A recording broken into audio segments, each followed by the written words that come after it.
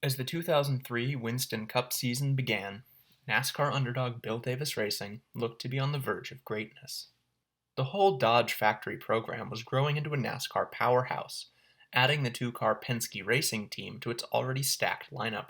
Davis's lead driver, Ward Burton, had, for the first time in his career, scored multiple wins the previous year, including wheeling his number 22 Caterpillar Dodge to victory in the Daytona 500. The other Winston Cup car finally had a full-time sponsor, when energy drink Stacker 2 followed Kenny Wallace to the number 23. And they would even be backing Busch Series driver Scott Wimmer, who himself was primed to take off after winning 4 times in 2002. But that optimism was sadly misplaced. As history would come to show, 2003 would instead be the beginning of the end for the punchy little team. And by the end of the decade, Bill Davis Racing would go out in a blaze of lawsuits, false hopes, and failures to qualify.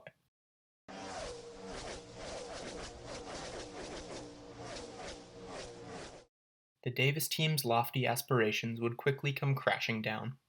After 11 races, both Winston Cup drivers were outside of the top 20 in points.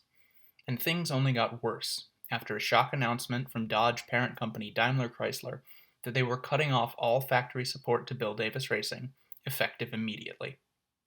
Though Dodge offered no explanation for why they were cutting Davis off, rumors abounded that the team had been caught working with Toyota, who were planning to enter the NASCAR Craftsman Truck Series in 2004. Sure enough, when DaimlerChrysler filed a breach of contract lawsuit against Bill Davis Racing that July, they cited Article 10.2 of the contract, which stated neither the team nor its employees will represent, endorse, or otherwise promote the vehicles, parts, or service of a DaimlerChrysler competitor. Ironic then that Bill Davis Racing was at that point known for playing fast and loose with manufacturer agreements. In 1989, the team put Chevy driver Jeff Bodine in their factory-backed Ford for a Busch race at Martinsville. In 93, Bobby Labonte raced a Bill Davis Ford in the Winston Cup while owning a Chevy team in the Busch Series. Dodge themselves benefited from Davis-built prototypes while the team still raced Pontiacs in 2000. And at the time of the lawsuit, Bill Davis was actively fielding Chevy Monte Carlos in the Busch Series. But like an Arkansas Icarus, Bill Davis Racing had finally flown too close to the sun. The rising sun, that is.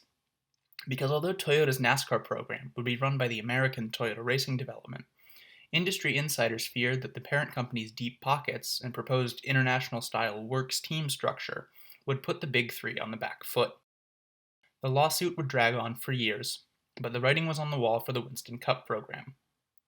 When Davis was no longer able to provide competitive cars, star driver Ward Burton left for Gene Haas's Pontiac outfit, and Scott Wimmer replaced him in the 22 car before the season was even over. Perhaps as proof of their complete and total lack of brand loyalty, Bill Davis Racing represented a different manufacturer in each of the National Touring Series in 2004. Wimmer in the Cat car was the top dog, running the 22 Dodge RT in the Nextel Cup Series, while Kenny Wallace replaced him in the Stacker 2 Chevy in Busch. The new Craftsman Truck Series team debuted the Toyota Tundra. Every Bill Davis Racing driver went winless, with the only spots of hope being Wimmer's upset third place in the Daytona 500 and the speed shown by veteran drivers Johnny Benson Jr. and Mike Skinner once they joined the Truck Series team in the middle of the year. 2004's lasting significance came out of the Bass Pro Shops MBNA 500, a race for which Scott Wimmer failed to qualify. Not only did he break a streak of 245 consecutive starts for the Bill Davis 22 team, he was also so slow that he terrified NASCAR, who were very concerned that if a big sponsor like Caterpillar or Valvoline, whose driver Scott Riggs had also failed to qualify, didn't see their car on track come Sunday afternoon, they'd pull out of the sport and take their money with them. So the top 35 rule was instituted in 2005. This new qualifying rule dictated that the highest 35 cars and owner points would be guaranteed to start each Nextel Cup event, with the previous season's results carrying over to determine the lineup for the first 5 races of the new year. For the rest of its existence, the top 35 rule would be very, very important to Bill Davis Racing. In 2005, Davis shut down the Busch team, hoping to improve fortunes by focusing only on the Nextel Cup and Craftsman Truck divisions. Behind the wheel of the new Dodge Charger, Scott Wimmer kept the Caterpillar car in the top 35 by just about the skin of his teeth. The little team that rubbed shoulders with giants was definitively reduced to fighting for scraps at the back of the grid. Scott Wimmer, heir to Martin, Gordon, Labonte, and Burton, wasn't invited back for 2006. The driver who had shocked the NASCAR world by leading in his Cup debut while driving a car meant for ARCA would be leaving the Nextel Cup Series with only a single top 5 to his name. He was replaced for 06 with Dave Blaney, who returned once again to the team that had given him his big break. Joining Blaney would be two-time Daytona 500 winner Michael Waltrip, whose longtime sponsor Napa Auto Parts would follow him over from Dale Earnhardt Incorporated. This deal created a team with two major corporate backers, but no manufacturer support.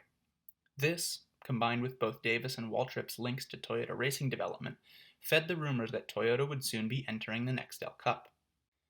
Sure enough, Toyota announced its Nextel Cup program in February of 2006. The Craftsman Truck Series team was just starting to win races. Certainly a Bill Davis Camry would be able to do the same. A brighter future awaited Bill Davis, if his team could survive just one last year in Chargers. But the Bill Davis Racing of 2006 was not the same team that had joined Dodge in 2000. 3 years without a factory backer had done a number on the team's competitive ability, something that was about to become all too clear.